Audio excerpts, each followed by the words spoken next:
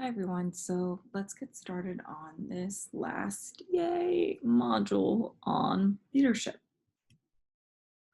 So leadership here we can see is one of a couple of topics we're actually going to talk about today. Today we'll actually also talk a little bit about power as it relates to leadership, but leadership is actually the last topic we are going to talk about.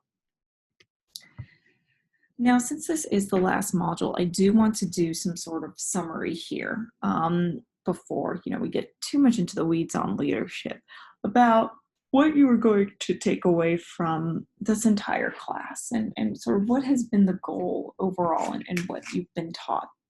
So from the first half of the course, which was focused on the industrial psychology side of things, you learned how to develop and evaluate a selection and performance appraisal system. And for those of you who are interested in getting masters in IO or HR or starting to pursue a career in HR, this will be an invaluable experience. So you learn some of the steps of how to do a job analysis, what considerations should influence how you hire people, and whether a selection system and performance appraisal system that you've developed is effective and legal.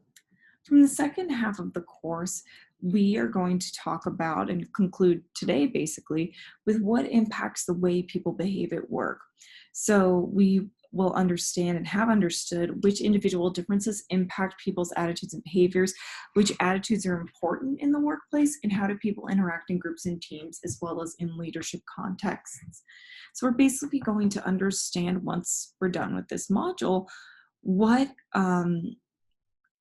determines and influences how people behave in the workplace, and how can you, as a manager or even an HR professional or IO professional, predict how people are going to behave at work. Now, from the whole course, you have been practicing how to communicate professionally and clearly, and how to analyze real world scenarios using your knowledge from this course. So my goal has always been not to teach you how to memorize facts. As I said at the beginning of the course, anyone can look anything up on Google. Anybody can search the internet for the principles that are the basis of IO psychology, but your goal in getting an education and taking this class is to learn how to apply it, to be a person who can not only understand and know what's required in, or what are the rather guidelines in IO psychology, our principles, our theories, but you now know how to look at a situation in a workplace and use the principles that we've identified in this class and the processes we've explored in this class to answer real world workplace problems. So that's what you're going to walk away from this course with. Now, let's go ahead and get into our discussion for today about leadership. Leadership is a complicated phenomenon, and as we go through the various slides today in both this video and the others that will follow, what we will come to learn is leadership is not so much a cut and dry phenomenon, not so much a cut and dry thing that we can understand readily and easily in terms of what makes a good leader and what makes a leader effective. Answering those questions is a very complicated matter. But let's talk about what leadership is. Here we see a number of different kinds of leaders, leaders of social movements, leaders of companies, leaders of countries. And what binds them all together is the way in which they leverage their leadership. Now, leadership is a social process through which an individual intentionally exerts influence over others to structure their behaviors and relationships. That's the definition from your textbook. Another definition that I like to use is also that leadership is a process of influence. Influence being the ability to affect perceptions, beliefs, attitudes, and motivations of others. So the critical thing that is undergirding leadership is influence. So this ability to impact other people, that's what makes a leader, is that they can have a change, or they can impact change on other people. Now, we should note that leadership is not forceful. So it is distinct from people who use power, which we'll talk about a little bit later, to get people to do what they want through things like coercion, through things like punishment, through threats, through, as I said, basically trying to force someone to do what you want them to do. So leadership isn't coercion, it's not forceful. You can't force someone to accept you as your leader or as their leader. Leader is about influencing people beyond punishment, beyond taking away something that they want or controlling something that they need. It is also not management. Management and leadership often gets conflated. So, leaders are people who inspire individuals, who motivate them to perform in a certain way. A manager does just that. A manager manages people. A manager may help you monitor your goals. Your manager may even help you set goals, but your manager does not inspire you. Your manager makes sure that you show up to work on time. Your manager makes sure that you're doing the tasks that are required of you. But if your manager does not inspire you, does not motivate you, does not get you excited to do what you're supposed to do for your work, well, then they're not a leader. They are just a manager. One critical thing to note about leadership, and I think this is the only place really we will talk about this in this set of videos, is that there is a distinction between good and bad leadership in terms of effectiveness and good and bad leadership in terms of morality. So, in terms of effectiveness, when we're talking about leadership, what we're talking about is, was the person able to influence other people to achieve a certain end? In a workplace, is usually seen as, can we can a leader get people to complete a certain task, to do something at work? Outside of the workplace, it may be, does a leader inspire and motivate a group of people to achieve a certain goal? Now, that is distinct from the morality of a leader.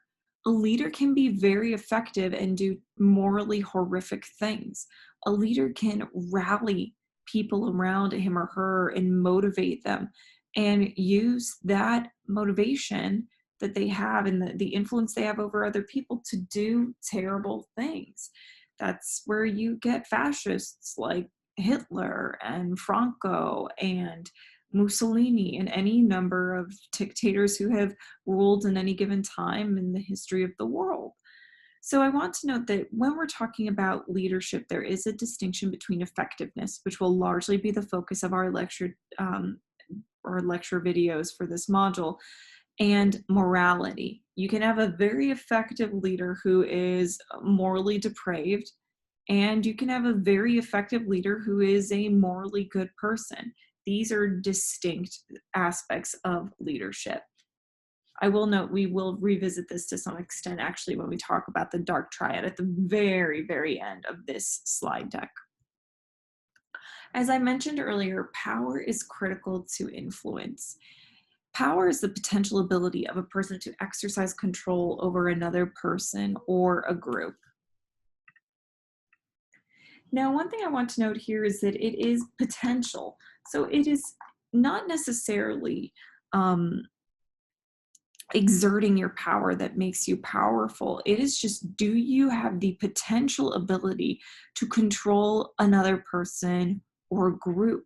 So it is related to influence. It's a resource that we can use to influence people. Our power over them is a way that we can influence people, motivate them, get them to do what we want them to do. And we'll talk about the different types of power, because I'm sure you're saying, well, Dr. Thornton-Lugo, you said that leadership isn't coercive, and it isn't. But there are different kinds of power that can influence the extent to which we identify someone as a leader and respond to their leadership. It's really difficult to imagine, though, someone being a leader without having some kind of power over people. Like I said, leadership isn't coercive, so there are different types of power a leader can leverage to get people to do what they want them to do.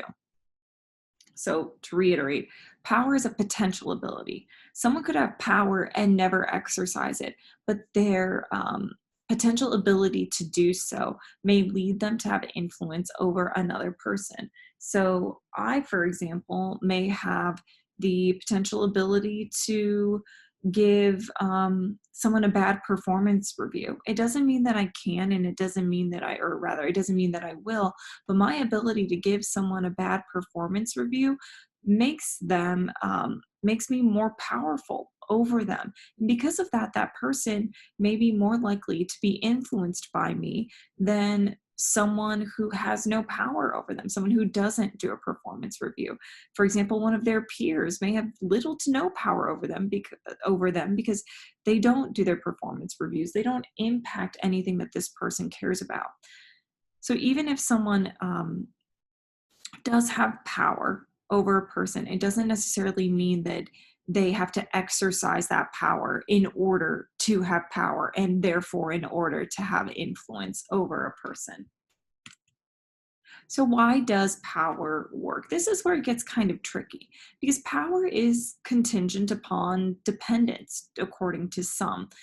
Now, what does dependence mean? Well, dependence means just that. Do you believe that this person controls something that you want? Now, what contributes to your perceptions that you are dependent on this person? Well, if we're talking about resources in particular, we can look at things like importance, scarcity, and non substitutability.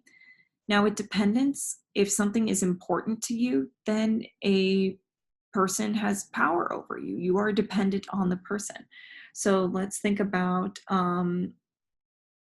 money. If someone has money that they can give to you or share with you, well, they have something that's important to you, especially if you're economically insecure. And so that can contribute to your dependence on someone if they have money that they can give to you. Like an employer. An employer has the ability to pay you. And if you need money, if money is important to you, then you are dependent on the person who can give you that money, in this case, your employer.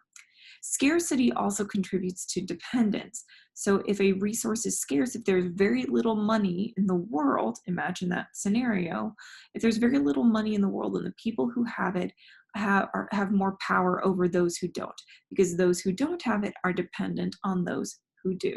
Once again, this is basically what goes on in a job. You are dependent on your employer because they have something that's important to you, money.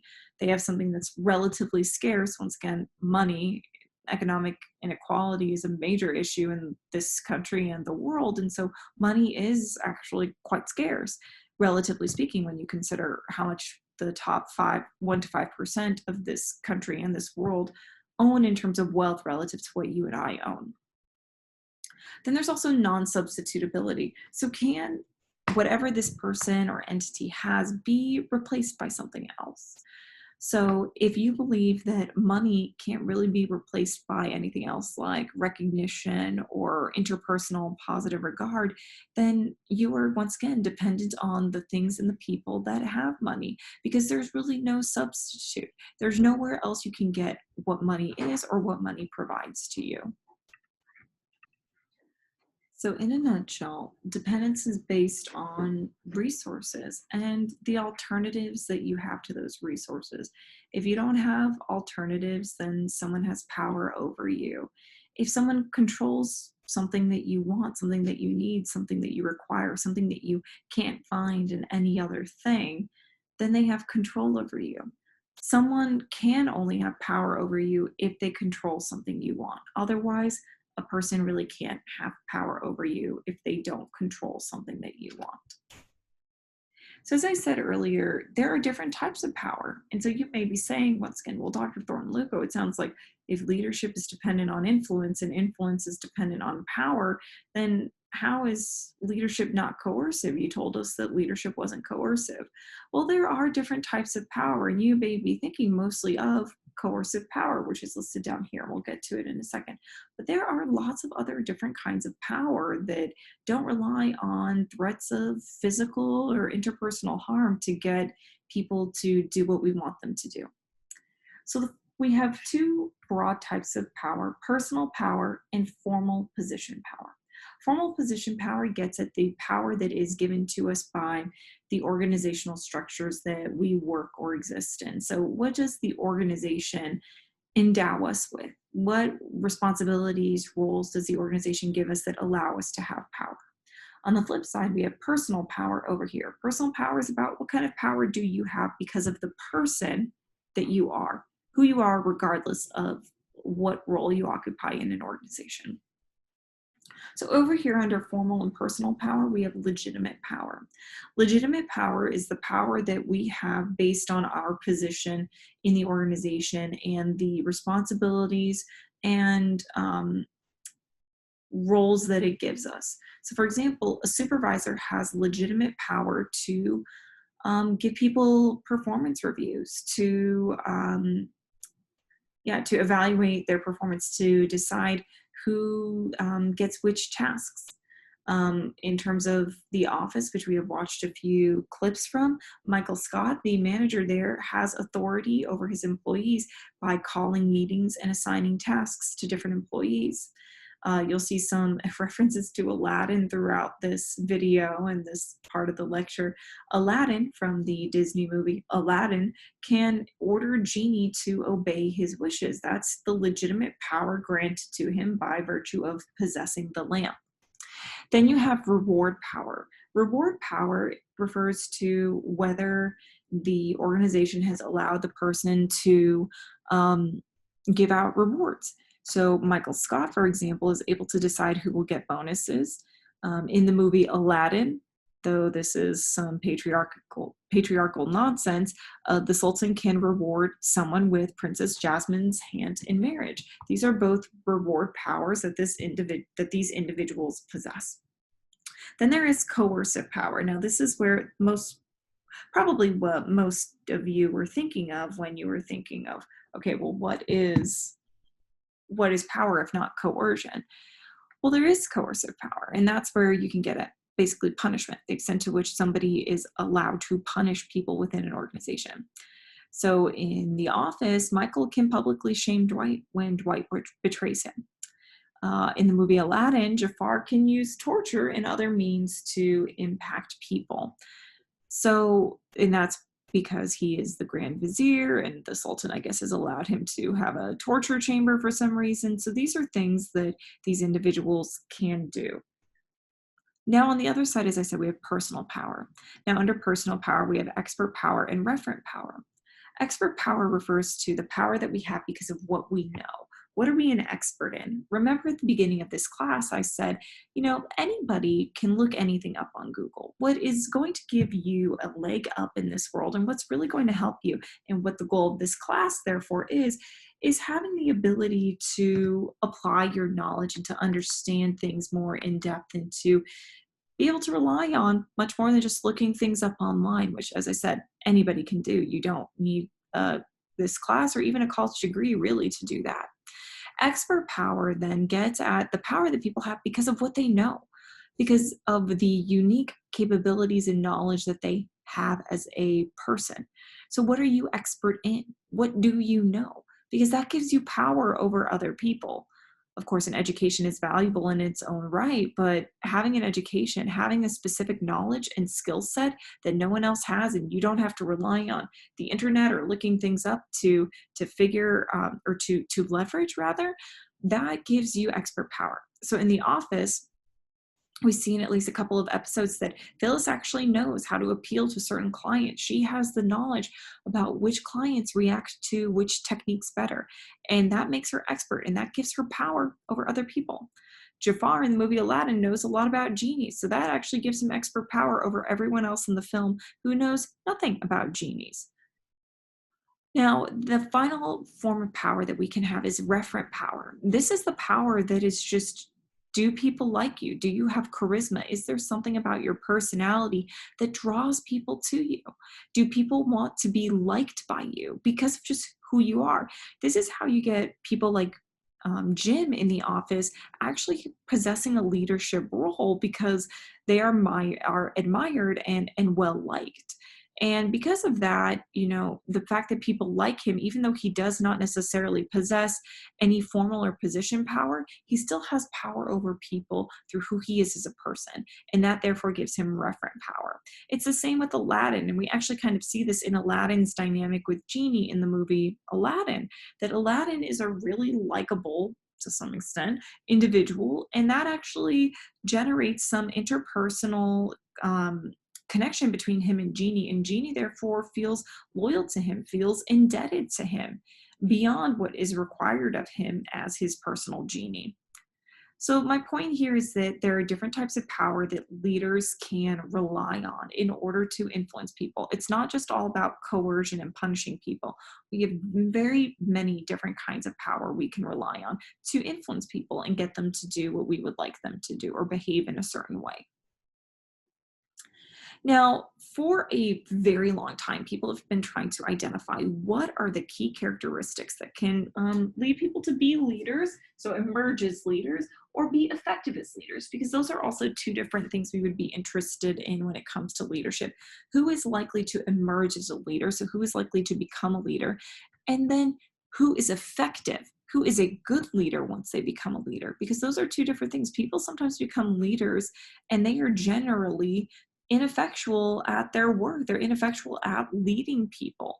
So these two are related, but they are still nevertheless distinct. The distinction between who becomes a leader, who is selected as a leader, and then who is actually good at being a leader. The first set of approaches that we're going to talk about are these trait approaches, trying to understand which individual characteristics influence leader emergence and leader effectiveness. Now, this is usually thought of, at least trait perspectives are usually thought of in terms of this idea of the great man, great woman theory. For the record, for most of history, it was just referred to as the great man theory, but that's obviously biased. So people now call it the great man, great woman theory. So, way back in the day when people were relying on this great man, great woman theory, they talked about which individual traits would lead to leadership. These included things as insane as height and gender, because people believed that, tall men, for example, made better leaders than short men. But it was largely a theoretical. It wasn't based on any theory. It was just based on anecdotes and observations and their concept of what a leader was, which we will revisit a little bit later, this idea of your concept of a leader being very important. Now, has there ever actually been any empirical research that looks at individual differences and their impact on leadership? Absolutely. So, some research shows that in being intelligent, being dominant, and having a masculine orientation can lead to greater leader emergence. So, people who are intelligent, dominant, and have a masculine orientation tend to become leaders more. Research shows in terms of effectiveness that all big five traits except neuroticism are positively related to leader effectiveness, with extroversion, no surprise there, having the strongest effect on who is an effective leader, who is a good leader. I say no surprise because, of course, a good leader is someone who has to like being around other people, who has to enjoy interacting with other people. And so that is why it's no surprise that extroversion has the strongest effect on who is actually a good leader once they become a leader. Now, I should say, though, that these trait-based approaches are not in favor as much as they used to be. So people shifted their gears to consider then behaviors. If we can't really rely on traits to tell us who is going to be a good leader, let's look at the behaviors. What behaviors make a leader a good and effective leader? Now, there were two sets of studies basically going on roughly at the same time, the Ohio State studies and the Michigan studies, and they both roughly came to the same conclusions. The Ohio State studies, or sorry, the Michigan studies, I'll start with those, focus on job or identify two sets of leader behavior, job-centered behavior and employee-centered behavior. Job-centered behavior is focused on the task at hand. So the leader is interested in the work of the subordinates, explains procedures, is interested in their performance, etc. Then there is employee-centered behavior. Employee-centered behavior relates to the leader's high performance expectations for the group, and that the leader achieves performance through paying attention to the human aspects of the group. So the interpersonal relationships that the leader can have with the people in a group. The Ohio State studies effectively came up with the same types of behaviors, consideration behavior and initiating structure behavior. Consideration behavior is when the leader is concerned with subordinates' feelings and respects their ideas. There's mutual trust and respect and two-way communication. Initiating structure, on the other hand, is when a leader is concerned with the roles and within the group and establishing channels of communication. The leader outlines what is expected of the members of the group. So basically, both of these studies identified task-focused leader behaviors and relationship-focused leader behaviors. Now, research suggests that both of these different kinds of behaviors impact things like job satisfaction, follower motivation, leader performance, and leader effectiveness. It's no surprise, though, that when we are looking at distinctions between these two, however, that the leader behaviors that are more task oriented are ones that lead to better task performance, and that, or rather, sorry, it's no surprise that when leaders are, motivated, or rather possess task competence, that they have more task oriented leader behaviors, and that interpersonal characteristics of leaders lead them to more relationship oriented behaviors.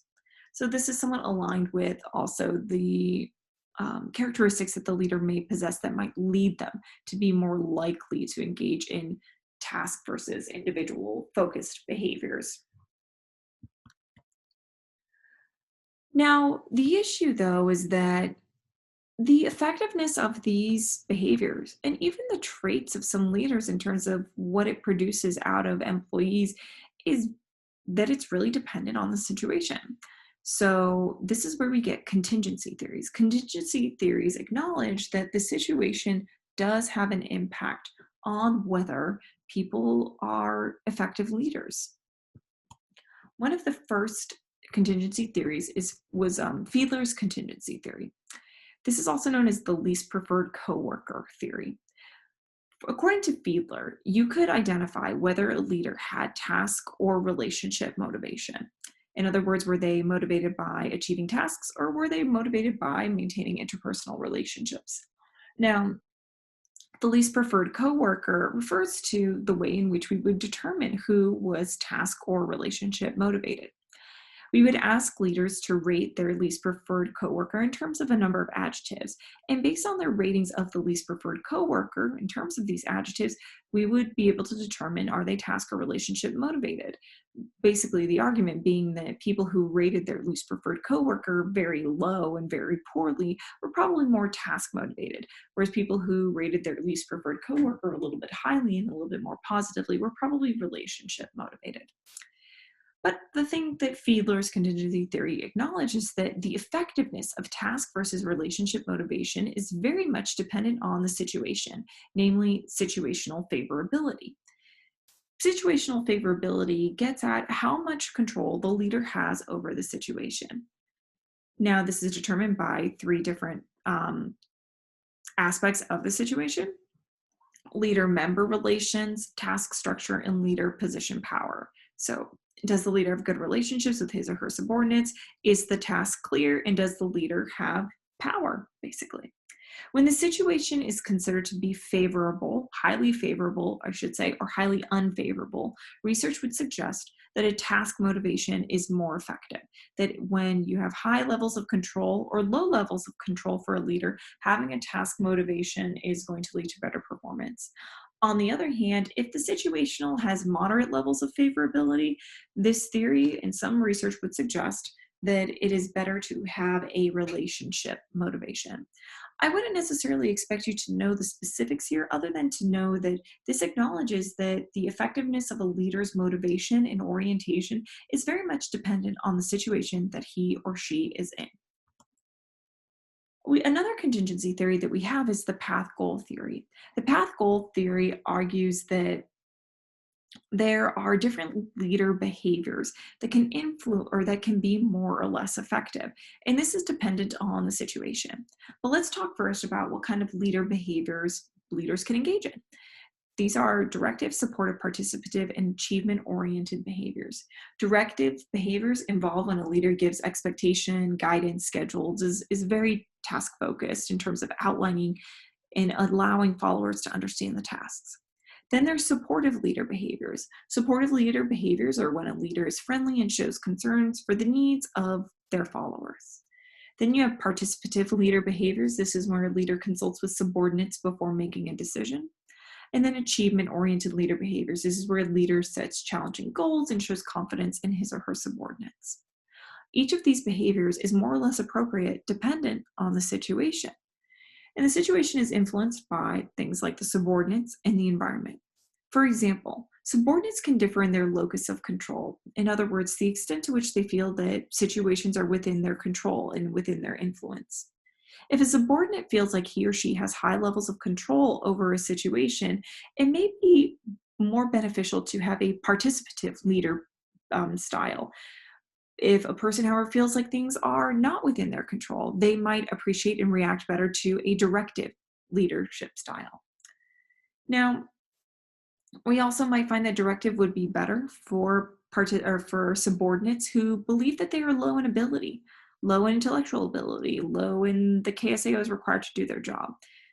So basically, when a person is confident and capable, a leader should probably not rely on directive behaviors and rather engage in participative behaviors where that person can actually engage and participate and leverage their capabilities, or rather the capabilities they believe they possess. The environment is also a critical influence on which leader behaviors are more or less successful. For example, if a person feels like they have good group support from their group members, they may feel that they don't necessarily need participative or even supportive leader behaviors because they are already supported by their group. They don't need a leader who's going to add to that social support that they already have. So once again, the point here is to emphasize that certain leader behaviors are more or less effective dependent on the situation, and that leader behaviors can't have really a one size fits all approach. The next thing that gives us, or the next perspective that gives us an idea about the contingency, or rather the impact of situation on the effectiveness of leadership, is leader member exchange.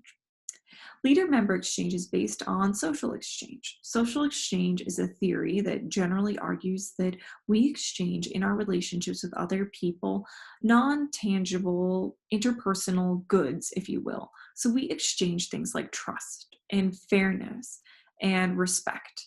These are things that we can't touch, things that we can't see, but the extent to which you treat me fairly, for example, leads me to trust you more and leads me to take risks because I believe that you will treat me fairly in the long run. Leader member exchange, therefore, is based on the idea that leadership does involve a social exchange between a leader and his or her subordinates, that a leader, by virtue of inspiring, directing, guiding a follower, can elicit certain positive responses from their subordinates, like trust, dedication, and commitment. We therefore focus in leader member exchange on something known as a dyad. A dyad is just two people, the leader in this case, and one of his or her subordinates. What leader membership exchange theory acknowledges that these dyads effectively begin to form an in-group and an out-group. The in-group being the subordinates that the leader enjoys a good relationship with, and the out-group being the individuals that the leader does not enjoy a good relationship with, or relatively less good, or I should say worse relationship with. So I want to note here really quickly that in some cases, the out-group is actually very poorly treated by the leader. In other cases, the out group is just not treated as well as the in group. So it's not that they're treated poorly, it's just there is an in group that enjoys certain favors and experiences that they don't. So it's good to be in the in group. The in group, because of their strong relationship with leaders, tend to be favored. They tend to get better tasks. They tend to get more favorable activities assigned to them. They get more information from the leader. They have a leg up compared to other people in their organization. Now, the out group, not so much. The out group does not enjoy all the benefits that being in the in group or that the in group does enjoy. Research shows that people who enjoy a strong leader member exchange with, or have high leader member exchange with their leaders, have better performance, more satisfaction, more commitment, better role clarity, lower role conflict, and fewer turnover in tensions.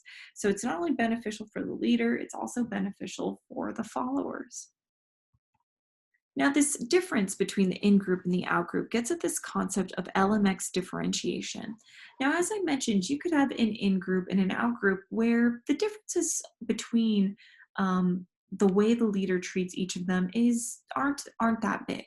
So if I'm a leader who has low LMX differentiation, yes, I have an in-group, but I am still treating people with fairness. I'm still treating them with respect. It's just I do have my inner circle. I do have my in-group who maybe I'm faster to tell things to.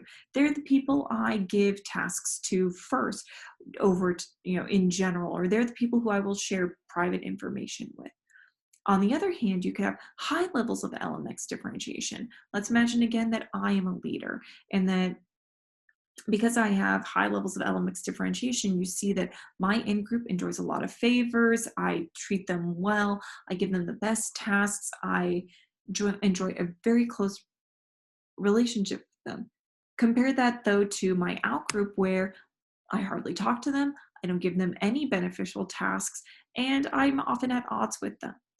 Indeed, in The Office, if you are familiar with the show, which most of you are by now at this point, if you've seen any other episodes, though, we know that Michael is actually has large amounts of LMX differentiation if we believe Michael to be a leader, which I also think is debatable. But if we believe Michael to be a leader, we see that he treats people like Jim exceedingly well, almost in a, you know, a almost a kiss up way. And this shows kind of the way in which Michael is basically, I hate to use this word, but it's the only one I could think of, like obsequious to Jim.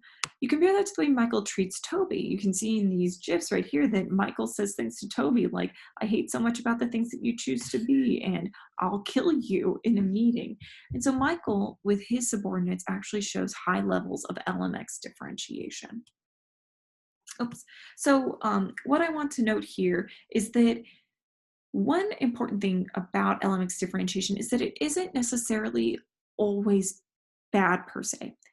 If people believe that the in group is a group that has been developed, if you will, by the leader because of things like good levels of performance, that they are then more accepting of it, of the LMX differentiation. So in short, in other words, if you believe that that it is fair, this differentiation between the in-group and the out-group, that let's say the in-group is full of the top performers, so of course the leader is going to have a better relationship with them, then you're more accepting of it.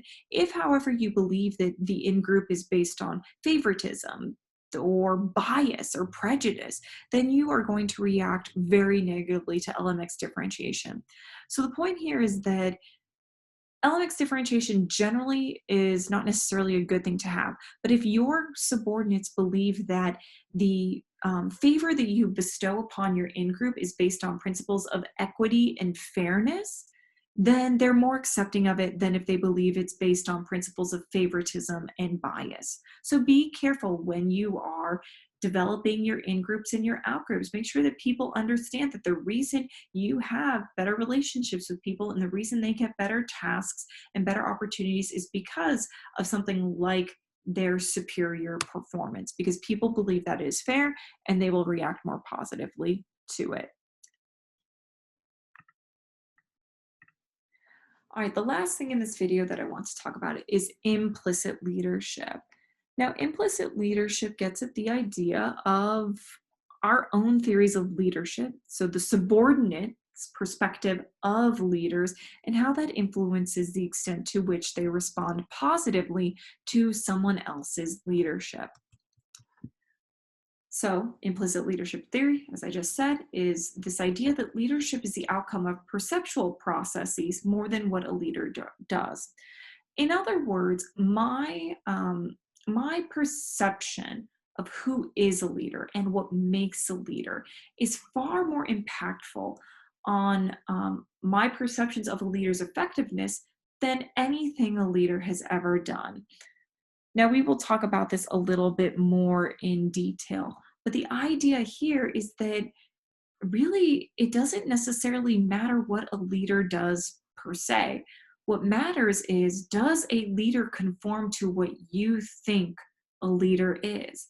Because when a leader conforms to what we think a leader should be, we see them as being a good leader, regardless of whether they are actually objectively a good leader. This is because we have something known as a prototype. A prototype is our mental representation of a leader. It's also, we can also call it a schema. So in our minds, if we were to ask, people, what is your ideal leader? What do you think of when you think of a leader? You can even do this now. Write down a few traits that you think of when you think of a leader. Now, if someone conforms to that prototype, we think they are a good leader. regardless of how good a leader they are. So if I think that a leader is passionate, intelligent, and I guess goal directed, those are my three things that I think about, or moral, I should say, moral, passionate, and intelligent, then I will think that they are a good leader, regardless of how good a leader they actually are, regardless of their behaviors, because I will pay more attention to, are they checking off my boxes of the traits that I think a good leader should have, rather than the behaviors that a good leader should have. This gets back to that trait-based perspective again, that this great man, great woman theory, we all have our idea of what a leader is, what a great man or great woman they would look like, or sorry, what a great man or great woman who is a leader would look like. And so because of that, we're cognitive misers. Our brains are lazy to some extent. So we pay more attention to, are they checking off the boxes of what I think makes a good leader? Not, are they actually leading my organization in a way that is effective and producing beneficial outcomes for us? So we rely also on these general perceptions to evaluate leaders. So let's say that I believe that a leader, as I said, should be intelligent, moral, and passionate. And let's say, though, that I observe all of the behaviors that would be related to those things. And I say, yes, they're also doing all the behaviors that I would expect of someone who is moral, someone who's passionate, someone who is intelligent. But then imagine if someone asked me, well, is this person goal directed? Well, that would be potentially difficult for me to evaluate, because what research suggests is that we rely on our other perceptions and our general perception of whether that person conforms to our idea of a leader to then evaluate them on other specific criteria that we don't actually have a good idea of. It's basically akin to halo error and halo bias, that when it comes to leaders, we don't evaluate them based on whether they are actually performing behaviors that are effective. We evaluate them on whether they are checking off the boxes that we think make a leader good. So once again, I may have a leader who is behaving morally, is making wise choices, and is displaying passion in the causes that he or she takes on. But if someone were then to ask me, is this person goal directed? I would rely on the extent to which they fulfill my moral, intelligent, and passionate behaviors, rather than the actual extent to which they are goal directed. That just won't happen when we're actually evaluating people according to research. The relationship between the leader's conformity to our prototype and our perception of their effectiveness is also stronger when we think we possess those traits. So if I think I am moral, if I think I am passionate, if I think that I am intelligent, my perception of whether the leader conforms to my prototype of a leader is going to have a way bigger impact on my assessment of their effectiveness. If I do not think that I am moral, passionate, or intelligent, then it's not as likely to impact my perceptions of effectiveness. Basically, we have a selfish, egotistical in the psychological sense of the term, bias when it comes to evaluating leaders. We basically look for leaders who are like ourselves. And when leaders conform to our prototype and our prototype just happens to match traits that we have, we respond even more positively in the sense that we think they are far more effective than they may actually be. Now, the book also notes, and I believe this is something we will revisit when we talk about gender as well, that in implicit leadership theories, we also have specific demographic traits that we think are prototypic of leaders. This gets back once again to the idea of the great man, great woman theory about what is a leader and who is a leader and what boxes do they check off. A lot of people probably wouldn't come out and admit that their concept of a leader is a white man, but research shows that the prototype of a leader is a white man, at least probably among most American samples. Now, I will note that this is also no surprise. What you see here is basically an average of all the facial features of politicians in Congress, broken down by party. On the right, you see the average facial features of the Republican Party. And on the left, you see the average facial features of the Democratic Party in Congress in the United States. Not all that different and looking very white and very male. So, to some extent, it's not all that surprising that our concept of leader is white male, because, at least in our country, that's who our leadership has effectively been for the past 300 years. So, it's not surprising, basically, that the implicit leadership concepts and prototypes that we have are white men, and that people expect their leaders, therefore, to be white men, as your textbook noted, and as a lot of research has come to show over the years. Now, one last point about implicit leadership is that there is this romance of leadership to some extent, and that our understanding, according to at least this study right here, Wang and colleagues, shows that our analyses or assessments of leaders are equal parts perception of the leader, aspects about ourselves that we bring to the table. So, as I said, those prototypes or those biases where we look for leaders who are just like us, those things we bring to the table. And then error. So, just measurement error, which is not something you need to pay attention to necessarily here. The point here is that our concept of leadership is not as much based on the leader, and or rather our assessment of their effectiveness is not necessarily based as much on the leader and their behaviors as we would probably like it to. And for those of you who occupy leadership positions or will, this will become incredibly frustrating, because you'll come to realize that what you do actually has very little impact on whether your followers believe you are a good leader or not, because they're bringing a whole heck of a lot of their own baggage as well as measurement error to the table, making your endeavors actually relatively small compared to everything else. Now, I'm not saying that this is cause for despair, but rather as a leader to recognize that there is truly a limit to the extent to which your behaviors are going to influence your followers, and they will perceive you as effective, because they will bring with them their own ideas, prototypes, and concepts of what makes a good leader. And if you don't conform to it, there's probably not as much that you can do as we would like, unfortunately. Now I'm going to pause here, and this will be the end of this video, and we'll pick up in the next video with new leadership theories.